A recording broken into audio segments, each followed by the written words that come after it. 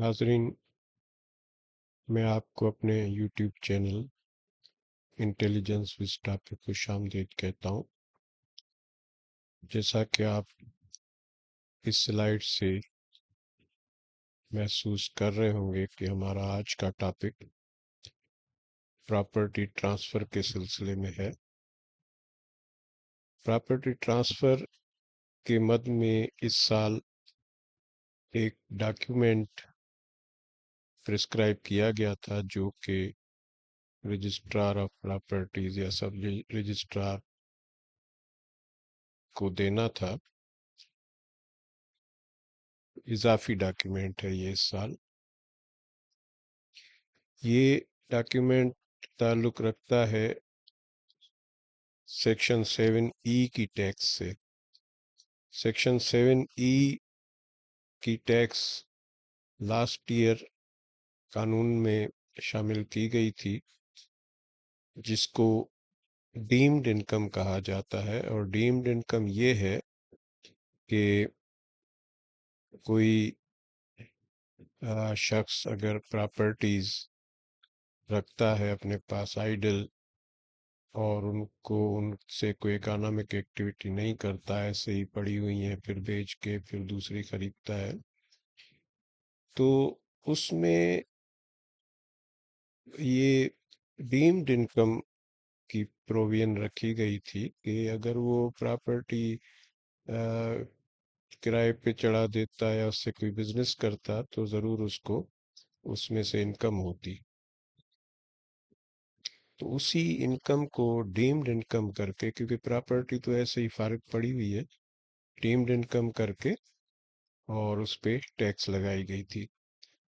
इसका फार्मूला ये दिया गया था कि जो प्रॉपर्टी की मार्केट वैल्यू है, जो भी प्रॉपर्टी रजिस्ट्रार वैल्यू उठाता है, जैसे एफबीआर की वैल्यू है या डीसी रेट्स होते हैं, तो उस पे इसकी जो डीम्ड इनकम थी वो 5% के तौर पे 5% के तौर पे ली गई थी। और उस 5% वाली इनकम पे फिर 20% टैक्स मुकर्रर की गई थी।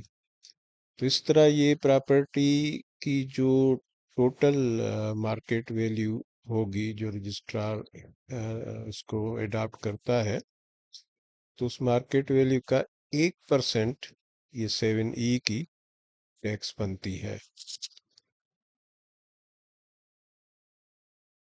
ये चूंकि एक नया कानून था, इस वजह से काफ़ी दुश्वारी हो रही थी कि रजिस्ट्रार को किस तरह वो डॉक्यूमेंट दिए जाएं, क्योंकि इसमें 3-4 कैटेगरीज थी। तो आखिर उसका हल निकाल लिया गया है। एक तो जो 2.5 करोड़ से कम की प्रॉपर्टी, उस पे टैक्स नहीं लगती थी। अब 25 मिलियन से कम की प्रॉपर्टी अगर नॉन फाइलर की है तो उस पे भी टैक्स लगेगी। यूँ समझ लें कि नॉन फाइलर को कोई एग्जेम्पशन नहीं है, फाइलर को एग्जेम्पशन है। अब इसमें ये सवाल पैदा होता है कि अब जो फाइलर है वो आप इसकी प्रॉपर्टी 2.5 करोड़ से कम है और उसने रिटर्न भी भरी है, टैक्स उस पे लगती नहीं, लिहाजा टैक्स वो देगा नहीं। अब सवाल ये पैदा होता है कि वो जब रजिस्ट्रार के पास जाएगा प्रॉपर्टी ट्रांसफ़र करवाने, तो वो तो किस तरह अपना सबूत देगा कि भाई डीम्ड इनकम मेरे ऊपर नहीं लगती। तो उसके लिए एक सर्टिफिकेट मुकर्रर किया गया, जिसका आगे चल के मैं जिक्र करूंगा। उसको एग्जेम्पशन सर्टिफिकेट कहते हैं। दूसरा, वो लोग हैं जो कि जिन्होंने टैक्सेबल भी है, फाइलर भी हैं, रिटर्न भी फाइल की है, मगर उन्होंने 7E की टैक्स जमा नहीं कराई। दूसरे कैटेगरी ऐसी है जो कि नॉन फाइलर हैं, तो जाहिर बात है उन्होंने टैक्स जमा कराई ही नहीं होगी। तो इस तरह ये कैटेगरी एक ऐसी हो गई कि वो लोग जो टैक्स जमा नहीं कराते, चाहे फाइलर हो चाहे नॉन फाइलर हो। दूसरी कैटेगरी ये हुई जिनके ऊपर टैक्स पड़ती ही नहीं है। तो इसका ये मसला आ गया था, आगे चल के मैं दूसरी स्लाइड्स में इसका जिक्र करूंगा। अब जो जिन लोगों ने टैक्स नहीं जमा कराई है, चाहे वो फाइलर है चाहे नॉन फाइलर है, उसके लिए एक एफबीआर का जो है पेमेंट पोर्टल है, ऑनलाइन पेमेंट पोर्टल, उस पे ये प्रोविजन दे दी गई है कि वो अपना सीपीआरएन जनरेट करें, या अपना जो भी है पेमेंट के लिए रसीद जनरेट करें, फिर वो बैंक में जमा करा दें। उस पे मार्केट वैल्यू के हिसाब से 1% टैक्स लगेगी। जो भी मार्केट वैल्यू, एफबीआर वैल्यू जो भी आती है, उसकी 1% लगेगी। अब ये है वो एफबीआर का ऑनलाइन पेमेंट पोर्टल। इस पे हर सिटीजन को एक्सेस हासिल है। कोई भी इसमें से अपनी पेमेंट बना के और जमा करा सकता है। ये पोर्टल आपका खुलेगा efbr.gov.pk। तो इस पे आके फिर वो लॉगिन का, ये जो भी आगे वो देख लें और लॉगिन कर जाए। लॉगिन नहीं, मतलब ये इस यूआरएल पे खोल सकते हैं। अब यहाँ एक लिंक मिलेगा हॉरिजॉन्टल लिंक्स में, ये ई पेमेंट का लिंक है। इस पे जब कर्सर रखेंगे तो ये फिर ड्रॉप डाउन लिस्ट आ जाएगी। इसमें नीचे जाएं तो यहाँ टैक्स ऑन इमूवेबल प्रॉपर्टी का एक लिंक आएगा, उसको क्लिक कर दें। अब क्लिक करने से इस तरह का फॉर्म खुल जाएगा। उसमें इसको मैं मैग्नीफाई कर लेता हूँ।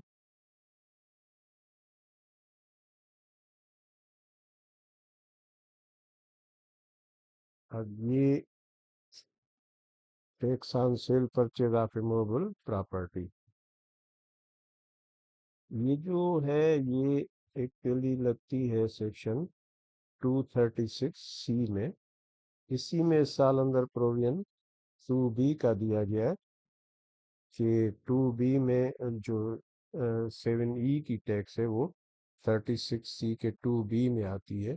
इसको जब हम खोलेंगे तो ये लिख के आएगा पूरा, ट्रांसफर इमूवेबल प्रॉपर्टी 236C। ये तो 236C की है जो सेलर अपनी भरेगा। उसकी 3% एटीएल फाइलर की है और 6% नॉन फाइलर की है। इस ये टैक्स तो इसमें भरेंगे, इसमें आगे चल के वो टैक्स भी आ रही है 7E की। अब नेचर ऑफ पेमेंट आ गई इसमें, इसको बंद है, ये खुलेगी नहीं। Tax on sale of immovable property, part 1 में आता है particular of registering transferring authority of immovable. कौन इसको रजिस्टर कर रहा है, तो प्रोविंस सिलेक्ट करेंगे। तो प्रोविंस जो भी आएगा इसमें, सिंध हो पंजाब हो। और डिस्ट्रिक्ट सिलेक्ट करेंगे, डिस्ट्रिक्ट इसमें जो भी हो, कराची, सेंट्रल, ईस्ट, साउथ कर देते हैं। और तहसील इसमें खुद ब खुद आ जाएगी, अंदर है टाउन है, हाउसिंग अथॉरिटी है, क्या है। तो इसको कर देते हैं टाउन। अंदर और सीटीओ कराची। यहाँ पे पेमेंट सेक्शन आ गया। और प्लीज अदर में, जो यहाँ अदर था उसको स्पेसिफाई करना है कि टाउन नहीं है या हाउसिंग अथॉरिटी नहीं है, तो फिर कौन है वो लिखना है। अच्छा, सीटीओ कराची है। ये एलटीओ कराची, ये उनके अपने जो है इनके नाम है। लार्ज टैक्स पेयर ऑफिस, ये सीटीओ। और आरटीओ हैदराबाद, ये इस तरह इनकी ऑफिस होती हैं। यूनिट्स होते हैं इनमें अंदर।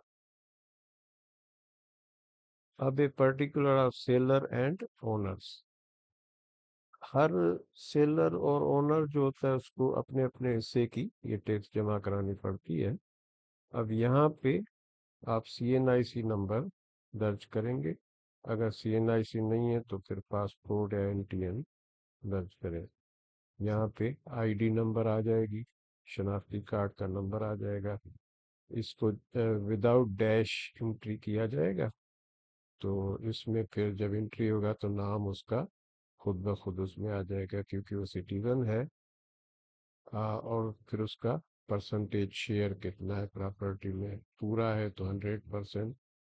अच्छा, उसके बाद सेलर टाइप में ये खाना भी बंद है, इसमें लिखा हुआ है प्रिंसिपल सेलर।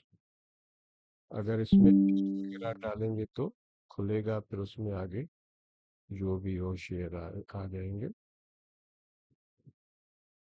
अब ये नो सेलर फाउंड अभी इसमें नहीं है दाखिल।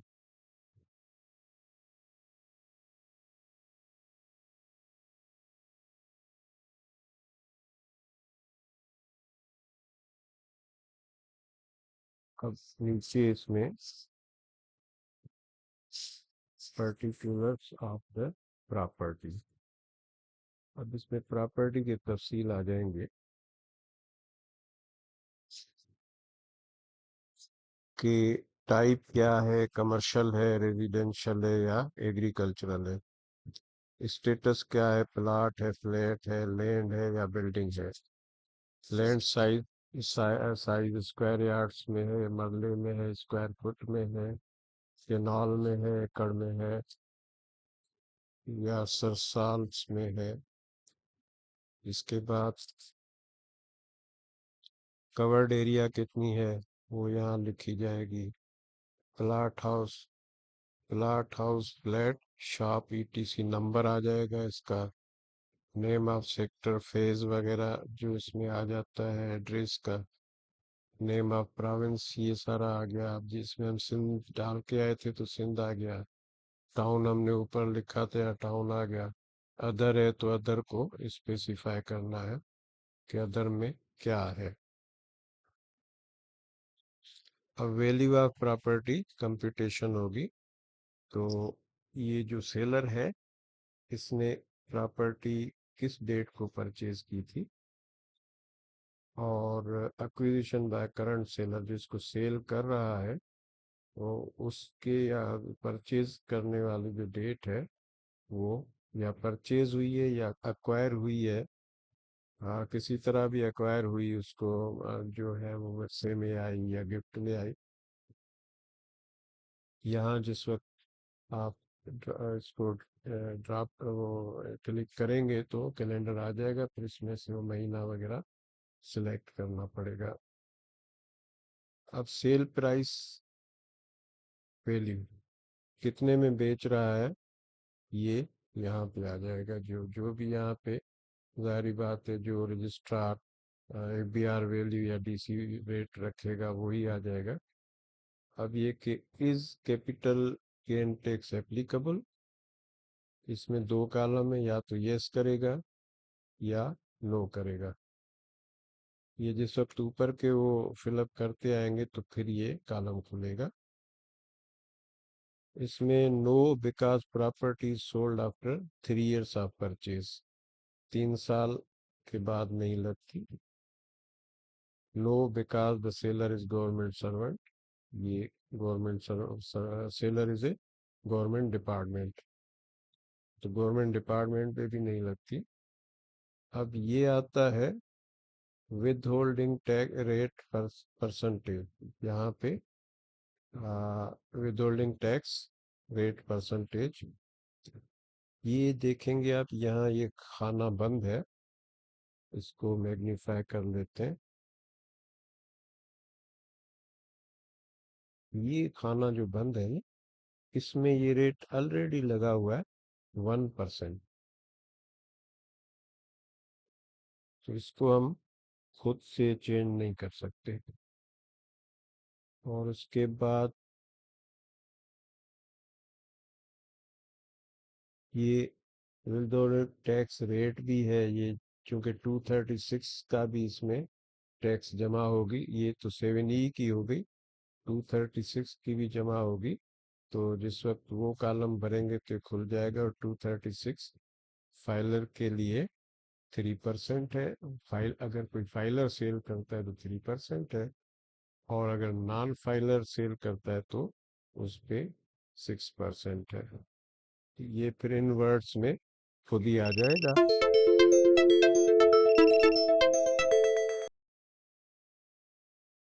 तो इस तरह ये चीज तो बहुत वाजे हो गई कि जो जिसने 7E की टैक्स नहीं दी है तो वो सीधा सा अपना चालान बनाए या रजिस्ट्रार के पास जाए, वो उसको चालान इसी यही चालान बना के देगा।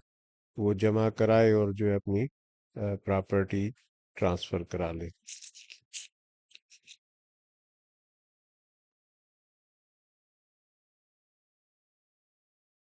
अब बात करते हैं उनकी जो कि टैक्स से मुस्तस्ना है, टैक्स नहीं भरते, उन पे टैक्स लागू नहीं होती।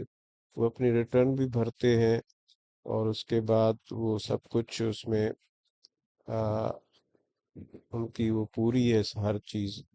अब वो रजिस्ट्रार के पास क्या जाए, वो तो उसको वो नहीं बताएंगे ना कि टैक्स तो जमा नहीं करा के देंगे, क्योंकि उनके ऊपर पड़ती ही नहीं है टैक्स। तो उनके लिए एक सिस्टम बनाया हुआ है, एग्जेम्पशन सर्टिफिकेट कहते हैं उसको। उसका ये नमूना दिया गया है रूल्स में। इसको इनलार्ज करते थे। ये उसका नमूना है, फॉर्म ए कहलाता है। Certificate for purpose of section 236C(2)(a), ये वही सब सेक्शन है जो डीम्ड इनकम का है। To be presented by seller oblique transferor to registering recording attesting authority for transfer of movable property. एक तो सेलर वो होता है जो पैसे लेके और सेल करता है, और ट्रांसफर वो होता है जो गिफ्ट दे के इस तरह से शिफ्ट कर ट्रांसफर करता है प्रॉपर्टी, इसको प्रॉपर्टी को। ये इसमें पहले आता है column particulars of sellers, transfer नाम एड्रेस, ENTN आ गया, CNIC आ गया, लोकेशन प्रॉपर्टी की आ गई। ये वही है जो हमने चालान बनाते वक्त देखा था। फिर उसके बाद ये सारी एड्रेस आ गई, प्रोविंस वगैरह आ गया। अब ये है कि if chargeable under section C(7)(E) fair market value of property, अगर उस पे टैक्स लगती है और उसने जो रिटर्न में डिक्लेयर की है तो उसकी फेयर मार्केट वैल्यू क्या है वो यहाँ आ जाएगी। और फिर उसके बाद टैक्स जो उसने जमा की है वो यहाँ आ जाएगी। फिर दूसरा सवाल करता है whether exclusion under section 7E(2) claimed, क्या वो क्लेम करता है कि मैं इसमें से एक्सक्लूडेड हूँ। तो यस और no. Reason for exclusion please specify, क्यों आप उसमें से एक्सक्लूड हैं। आया 2.5 करोड़ से कम है, या जो है मेरा रिहायशी घर है, या मेरी दुकान है जिसमें मैं खुद कारोबार करता हूँ, मेरी जमीन ज़रूरी ज़मीन है, वगैरह वगैरह। फिर उसके बाद ये होगी वेरिफिकेशन, और ये वेरीफाई करेगा कि आई solemnly declare that particulars given अब करेक्ट, वगैरह वगैरह, ये जो आती है वेरिफिकेशन। फिर उसके बाद डेट के ये सारा CNIC ये दस्तखत करेगा, और फोटो कापी CNIC की अटैच करेगा। अब यहाँ पे कमिश्नर इसको सर्टिफाई करेगा, certified that the taxpayer has duly complied with the provisions of 7E as applicable to tax year ये in respect of above mentioned immovable property, जिसके तफसील ऊपर आ गए। taxpayer is not required to pay tax, ये certify करता है कि इस पे टैक्स नहीं लगेगी ड्यू टू एग्जेम्पशन वगैरह किस वजह से। यहाँ पे दस्तखत कर देगा कमिश्नर, और फिर ये एग्जेम्पशन सर्टिफिकेट रजिस्ट्रार के सामने पेश किया जाएगा तो इसके बेस पे उसको ट्रांसफ़र कर देगा। अब ये कि इस वक्त ये फॉर्म ए जो है वो कमिश्नर के यहाँ से मैनुअल शक्ल में दस्तखत होता है, तो उसमें थोड़ा मसाइल आ रहे हैं। लोगों ने काफ़ी कंप्लेंट्स की, तो एफबीआर ने हर कमिश्नर को कहा है कि ये 2 दिन में इशू कर दो।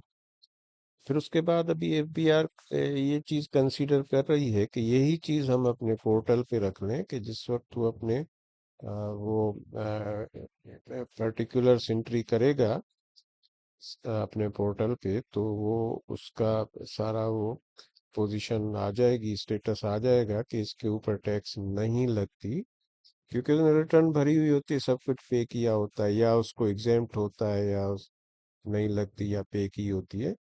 तो फिर ये सर्टिफिकेट जो है ऑटोमेटिकली वहाँ से पोर्टल से इशू हो जाएगा। ये इस पे काम चल रहा है और जल्द ही ऐसा होगा, ये पोर्टल से इशू हो जाएगा। तो उसके बाद कोई भी तकलीफ नहीं होगी, ये फॉर्म ए भी खुद ही डाउनलोड करके और उसको पहुंचा देगा अपना जो भी उसका है रजिस्ट्रार वगैरह। इसके साथ ही मैं आपका शुक्रिया अदा करता हूँ कि आपने ये मेरी वीडियो देखी, और उम्मीद है कि इससे आपको काफ़ी इस्तेफादा हुआ होगा। फिर इंशाल्लाह दोबारा हम मिलेंगे। अल्लाह हाफिज़।